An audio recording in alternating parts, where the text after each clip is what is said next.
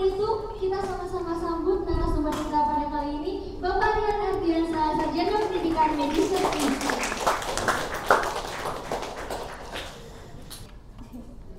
Bagaimana Bapak kabarnya hari ini? Alhamdulillah, semangat. Perjalanannya lancar Bapak? Perjalanan selalu lancar karena dekat. Alhamdulillah.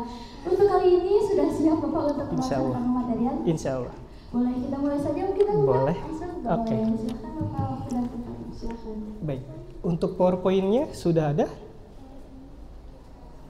Ya, sebelum kita mulai. Bismillahirrahmanirrahim. Assalamualaikum warahmatullahi wabarakatuh. Ini kalau lihat tema sebetulnya berat sekali, terutama di bagian Anda harus punya pola pikir yang progresif. Progresif itu artinya selalu berkembang. Orang yang mungkin tidak pernah gagal, orang yang selalu sukses, hidupnya lancar, ekonomi memadai, keluarga mendukung, progresif sepertinya bukan hal yang begitu sulit. Pasti hidupnya lancar-lancar saja. Tapi apa yang terjadi jika kita selalu mengalami kegagalan? Progresif adalah hal yang paling tidak mungkin kita capai. Dalam perkuliahan, kegagalan pasti terjadi. Jadi jangan pernah berharap kehidupan Anda kuliah itu selalu sukses. Mungkin sebelum kita masuk ke dalam materi hari ini, saya mau bertanya, di sini siapa yang punya kegagalan yang berani untuk diceritakan yang paling besar pernah dialami dalam hidup Anda? Siapa? Boleh, silakan. Assalamualaikum warahmatullahi wabarakatuh. Waalaikumsalam. Sebelumnya izin memperkenalkan diri Bapak. Perkenalkan, nama saya Winarsi dengan NPM 242154111035. Di sini saya ingin menceritakan tentang kegagalan saya. Sebenarnya ada dua yang paling menyakitkan untuk saya. Yang pertama, saya gagal dalam masuk ke SMA yang saya inginkan. Saya waktu itu pas SMP mempunyai cita-cita untuk masuk di SMA terfavorit di Kabupaten Indramayu, yaitu SMA Negeri 1 Sindang. Namun pada saat itu karena COVID-19 dan saya merupakan salah satu orang yang kurang beradaptasi dengan teknologi, pada saat itu saya mengalami penurunan nilai pada saat sekolah kelas 9, sehingga saya nilai rapotnya tidak cukup untuk melanjutkan ke SMA Negeri 1 Sindang. Di situ saya telah merencanakan dan saya punya banyak sekali mimpi untuk mewujudkan di SMA Negeri 1 Sindang. Namun karena kegagalan saya yang tertolong dengan nilai rapot tersebut, akhirnya saya masuk ke SMA Negeri 1 dan saya tidak ingin keulang kembali. Saya memaksimalkan apapun hal-hal yang sekiranya saya berpotensi di SMA. Saya mengikutinya seperti organisasi dan lain-lain sebagainya, serta belajar saya juga ditingkatkan kembali, dan alhamdulillah COVID-19 juga sudah berlalu, akhirnya saya bisa belajar dengan normal. Dan kegagalan kedua saya yaitu sama seperti waktu saya masuk SMA, saya juga ketolak di universitas yang saya impikan, yaitu Universitas Pendidikan Indonesia, di mana pada saat itu saya tetap mengambil jurusan pendidikan biologi. Dengan dua kegagalan tersebut, saya terus memotivasi diri saya agar kedepannya saya jauh lebih baik. Dan ketika suatu saat saya mempunyai keinginan, saya harus lebih kuat lagi dalam memperjuangkan keinginan tersebut. Dan saya tidak ingin gagal lagi seperti hal yang sudah telah saya alami selama saya masuk ke dua instansi, yaitu SMA dan kuliah. Terima kasih Bapak. Wassalamualaikum warahmatullahi wabarakatuh. Baik, terima kasih. Ya. Nah, ini ada yang menarik. Tadi sudah ada, kalau pertanyaan selanjutnya saya lakukan lagi, apa yang Anda lakukan setelah mengalami kegagalan tersebut? Terus berkembang ya jawabannya ya. Terus mencoba lagi dan mensyukuri dan menikmati apa yang sudah diraih. Nah, ini lucu nih. Impiannya tadi adalah di Universitas Pendidikan Indonesia, jurusan pendidikan biologi. Saya kuliah di sana. Buat saya, jurusan itu adalah kegagalan saya. Karena saya nggak mau kuliah di situ. Jujur ya, saya sukanya itu adalah dari awal ilmu informatika, teknik informatika ITB, pilihan satu saya itu. Pilihan kedua saya adalah ilmu komputer UPI, dua-duanya masih tentang komputer. Gak keterima. Akhirnya ada UM, ujian mandiri. Yang buka UM cuma UPI, jurusan pendidikan biologi, fisika, dan kimia. Mau gak mau saya harus kuliah tahun itu, saya gak mau nganggur. Akhirnya berdasarkan dukungan orang tua, pilih aja jurusan yang dibuka. Akhirnya saya pilih jurusan yang pertama adalah pendidikan fisika, jurusan yang kedua adalah pendidikan biologi. Yang kepilih pilihan kedua. Ya, jurusan saya adalah jurusan yang diminati oleh Anda, tapi buat saya itu adalah kegagalan. Jadi, kegagalan itu hanya sekedar sudut pandang. Bukan hal yang Anda dapatkan, itu hanya sekedar sudut pandang. Anda merasa gagal masuk ke Unsil bukan pilihan saya. Kata siapa? Unsil itu cita-cita orang lain. Cita-cita orang lain. Mungkin Anda, saya selesai sampai semester 9, harusnya semester 8. Nyatanya orang lain masih ada semester 14. Jadi gagal itu apa sih definisinya? Gak ada. Gagal itu tidak punya definisi. Gagal itu hanya sekedar sudut pandang Anda tentang hal yang Anda dapat. Jadi kegagalan itu adalah kesuksesan. Tergantung sudut pandang Anda. Bisa dipahami sampai sini ya? Nah, yang ingin saya sampaikan, hari ini saya akan memberikan pemahaman tentang grow mindset. Pikiran terbuka, pikiran berkembang. Heraklius itu adalah raja Romawi kuno yang paling kritis di masa raja-raja yang lain. Heraklius bilang, tidak ada yang abadi kecuali perubahan. Semua di semesta ini tidak ada yang tetap, tidak ada yang stabil. Sampai ke atom pun dia tetap berubah. Apalagi sampai ke tingkat manusia, ya. Jadi selalu ada perubahan. Nah, perubahan ini kita harus hadapi dengan yang namanya pola pikir yang baru. Karena sesuatu selalu berubah, maka perubahan pola pikir kita harus ikut berubah. Albert Einstein bilang, hanya orang gila yang melakukan hal berulang kali, tapi mengharapkan sesuatu yang berbeda. Jadi kalau Anda gitu-gitu aja, tidak ada perubahan semenjak SD, SMP, SMA, perkuliahan, dan kebiasaan gitu-gitu aja, jangan pernah berharap sesuatu yang baru. Berarti Anda orang gila kalau kayak gitu. Mau disebut orang gila? Tidak. Maka kita perlu pola pikir yang baru yang disebut sebagai grow mindset. Nah, ini istilah baru. Grow mindset. Apa bedanya? Ada fixed mindset, ada grow mindset. Fixed mindset ini, pikiran kita terkunci. Jadi tetap gitu-gitu aja. Dimana Anda akan berpikir, bakat dan kecerdasan saya adalah takdir Tuhan yang tidak bisa saya ubah. Pernah punya pikiran kayak gitu? Pasti punya, saya juga punya. Saya paling tidak bisa presentasi kelompok kalau bagian kerja kelompok waktu kuliah. Karena saya berpikir bakat saya bukan di bidang komunikasi. Udahlah yang presentasi teman yang lain, saya bagian ngerjain laporan. Karena bakat saya tidak di presentasi. Itu namanya fixed mindset tuh. Jadi bakat kecerdasan saya sepenuhnya milik Tuhan. Saya cuma bisa gini, maaf saya nggak bisa ngambil di daerah situ. Saya nggak bisa ke situ, maka saya nggak berani untuk mencoba ke arah itu. Nah, itu namanya fixed mindset. Bagus nggak? Bagus. Artinya sadar diri Anda. Bagus, artinya Anda sadar diri bahwa kemampuan Anda cuma sampai di situ. Saya nggak mau lagi coba yang lain. Bagus, dalam hal tertentu bagus. Tapi dalam segala hal itu nggak baik. Kita perlu adanya grow mindset. Apa itu grow mindset? Grow mindset itu adalah pikiran kita selalu berkembang. Simbolnya adalah tumbuhan yang berkembang. Jadi orang yang punya grow mindset, pola pikirnya adalah kecerdasan dan bakat adalah sesuatu yang bisa saya dapatkan dengan kerja keras, bukan atas takdir Tuhan.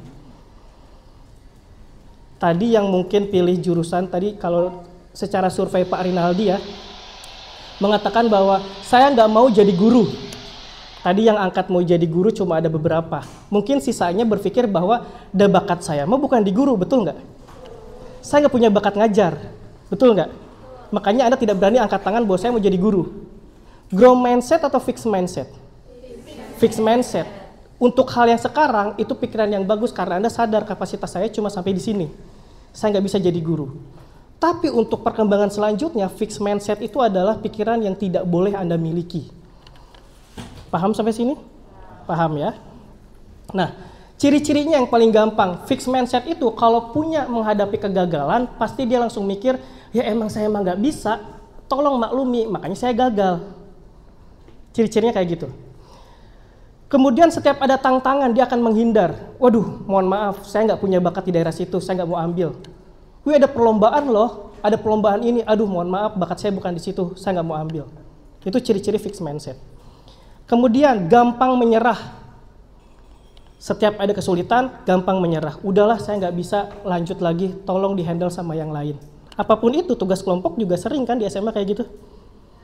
Apapun itu. Kemudian menolak dikritik. Menolak dikritik. Kalau Anda sudah gagal, salah, dikritik orang lain, Anda marah. Anda nggak mengalami apa yang saya hadapi, tolong nggak usah ngasih masukan ke saya. Anda suka kesel nggak kalau dikritik? Padahal Anda sudah berusaha semaksimal mungkin nih, tetap dikritik sama orang tua, sama guru, sama teman. Marah nggak? Marah, menganggap dia nggak paham dengan apa yang saya hadapi. Itu fixed mindset sebetulnya. Itu fixed mindset. Kalau growth mindset, dia akan menghadapi kegagalan dengan cara, oh saya gagal di sini, kenapa ya? Apa ya yang harus saya perbaiki? Nah itu growth mindset. Setiap ada tantangan, saya coba dulu deh, toh gagal tidaknya gimana nanti. Itu namanya growth mindset. Kemudian dia tidak pernah menyerah. Sekalinya dia gagal, dia beranggapan, ini adalah pelajaran buat saya. Selanjutnya saya tidak akan melakukan hal yang sama. Dan setiap dikritik, dia menerima bahwa oh itu masukan untuk saya. Meskipun sakit saya dengar, tapi kritikan itu akan membuat saya berkembang. Di dalam perkuliahan, kritik akan selalu muncul dari siapapun. Teman kelompok, dosen, dosen pembimbing, dosen wali, orang lain, keluarga, yang punya kosan. Kritik banyak. Hadapi itu dengan baik. Nah, semua orang akan mengalami itu. Jadi jangan Anda berpikir, oh yang growth mindset, orang yang cerdas ya. Oh kata siapa? Orang yang cerdas, orang yang berbakat, dia bisa jadi punya fixed mindset. Karena dia berpikir ini adalah zona nyaman saya. Saya paling bisa di daerah sini, saya paling terampil di daerah sini, maka selamanya saya akan selalu di zona ini. Karena kalau saya pindah ke zona yang lain dan saya mencoba zona yang baru, saya khawatir saya jadi gagal. Dan dilihat orang lain, saya jadi tidak berbakat. Nah, jadi orang cerdas pun, orang berbakat pun, dia punya fixed mindset. Kalau dia wilayahnya di situ-situ aja. Beraninya di situ-situ aja. Bisa dipahami ya? Dan perlu Anda pahami juga, kalau Anda berpikir bahwa emang ada ya orang yang punya growth mindset? Oh banyak. Banyak. Cristiano Ronaldo, siapa yang ngefans Cristiano Ronaldo? Pasti cowok? Iya betul, cuma 2 yang berani angkat tangan. Cristiano Ronaldo itu paling pintar main bola bukan karena bakat, tapi karena latihannya durasinya lebih lama dari yang lain sampai dia sakit-sakitan. Jadi Ronaldo ini pernah bercerita ketika diwawancara bahwa saya seperti ini karena saya memilih 4 jam lebih lama latihan dibandingkan jadwal latihan saya. Dia sering sakit-sakitan. Artinya apa? Dia growth mindset. Dia berani menghadapi zona nyamannya untuk keluar dari zona nyaman meskipun resikonya adalah dia sakit. Tapi si buktinya apa? Sekarang berkembang. Contoh lagi, ada yang kenal nggak dengan Colonel Sanders? KFC meskipun sekarang dalam tanda kutip diharamkan karena Israel, tapi Colonel Sanders ini adalah dia dulunya bikin resep ayam, ditawarkan ke semua perusahaan-perusahaan, ke semua kafe-kafe, ke semua restoran. 1000 kali dia ditolak. 1000 kali dia gagal. Bayangkan jika ke 1001 dia masih tetap putus asa, tidak akan ada KFC yang seenak ini. Jadi di percobaan sekian, dia akhirnya berpikir bahwa ya udah deh saya buka toko makanan sendiri, resep saya akan saya gunakan sendiri. Itu setelah 1000 kali dia gagal. Bob Sadino, ada yang kenal? Tahu dong, dia orang kaya juga di Indonesia. Bob Sadino itu dulunya adalah penjual telur dari pintu ke pintu dan selalu ditolak oleh para customer. Sampai rugi, telurnya banyak yang busuk karena gak ada yang mau beli. Akhirnya dia jual aset berharganya. Dia pernah jual rumahnya, dia pernah jual kendaraannya demi bisa hidup. Sekarang dia yang punya aset, dia yang punya kendaraan, dia yang punya mobil sendiri dan punya anak buah yang banyak. Karena apa? Dia pernah ditolak dan dia berpikir strategi apa ya yang harus saya hadapi ke depannya. Ya, jadi orang-orang sukses ini jangan pernah Anda berpikir dia nggak pernah gagal. Jadi kalau Anda gagal, itu adalah awal kesuksesan Anda. Pola pikirnya seperti itu. Karena kegagalan Anda, siapa tahu adalah sesuatu yang orang lain impikan. Paham nggak? Jadi kegagalan Anda itu adalah sesuatu yang orang lain impikan. Kenapa Anda harus sedih di atas impian orang lain? Siapa yang nggak suka diunsil di sini? Angkat tangan. Siapa yang menganggap salah jurusan? Jujur aja nggak apa-apa. Saya mau tahu siapa yang menganggap salah jurusan? Anda. Namanya siapa? Mau jurusan kemana? Waktu saya mengambil SNBT, saya mengambil pilihan 1 teknik logistik di UPI.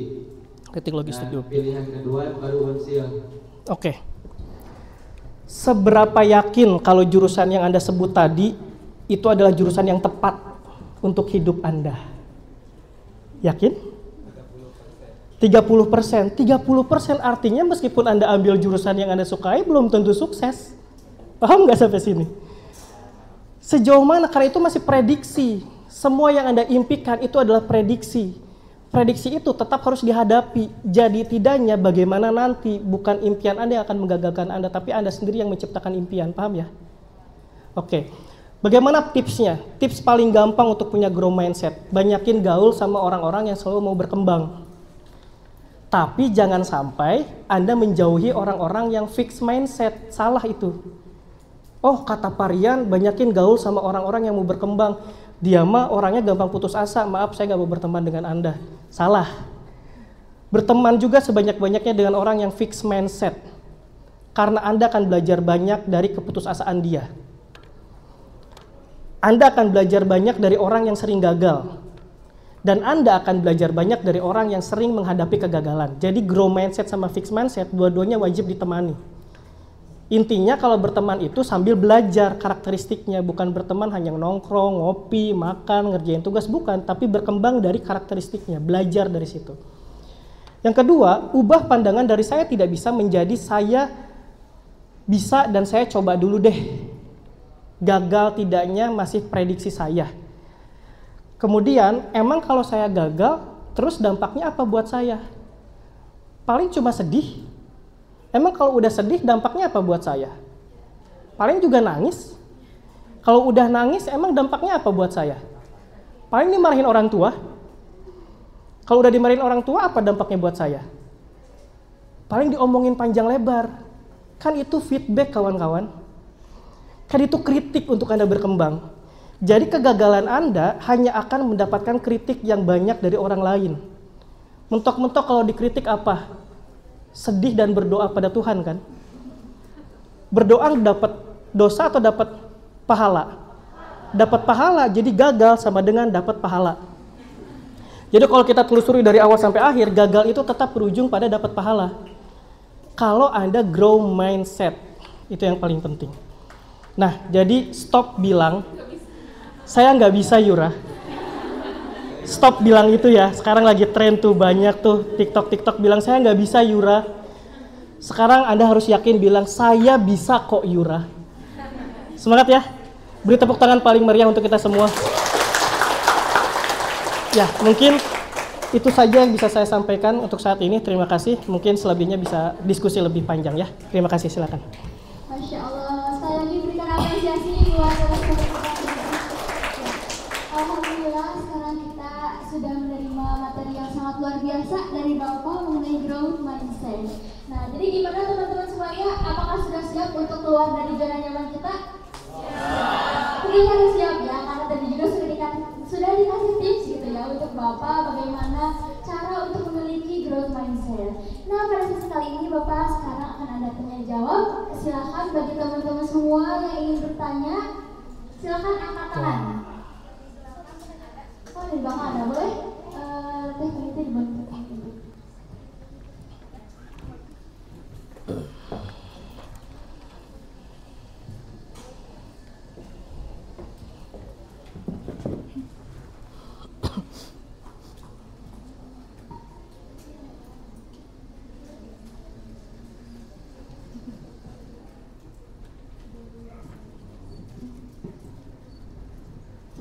Bismillahirrahmanirrahim. Assalamualaikum warahmatullahi wabarakatuh. Waalaikumsalam.